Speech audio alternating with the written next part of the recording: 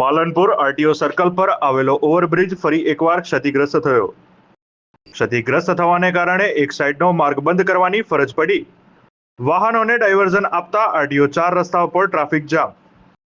Bridge ક્ષતિગ્રસ્ત થવાથી બ્રિજની કામગીરી સામે ઊભા થયા સવાલ. બ્રિજની ગુણવત્તાને લઈને લોકોમાં ડરનો માહોલ. આરટીઓ સર્કલ પર બ્રિજ બની રહ્યો હતો ત્યારે 2 વર્ષ અગાઉ બ્રિજની ગટર નીચે પડતા 2 લોકોના થયા હતા મોત. એક સાઈડ બ્રિજ બંધ કરી અને બ્રિજનું સમારકામ હાથ ધરાયું.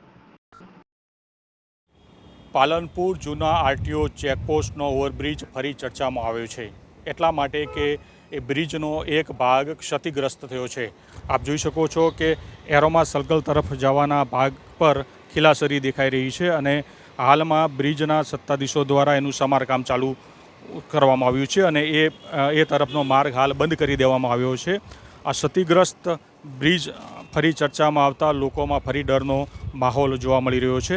2 વર્ષ અગાઉ આ બ્રિજ પર એક દુર્ઘટના બની હતી અને એના કારણે 2 વ્યક્તિઓના મોત થયા હતા અને એ બાદ સરકાર એક્શનમાં આવી હતી અને જે બ્રિજ બનાવ્યો છે એ એજન્સીને બ્લેકલિસ્ટ કરવામાં આવી હતી. જો કે ફરી કોઈ દેખરેખ આ બ્રિજની ન હોવાના કારણે આ બ્રિજની હાલત હાલ ક્ષતિગ્રસ્ત દેખવામાં આવી રહી છે અને અહીંથી જે વાહન ચાલકો પસાર થાય છે એ વાહન ચાલકોમાં પણ એક ભયનો માહોલ જોવા મળી રહ્યો છે, એક ડર જોવા મળી રહ્યો છે.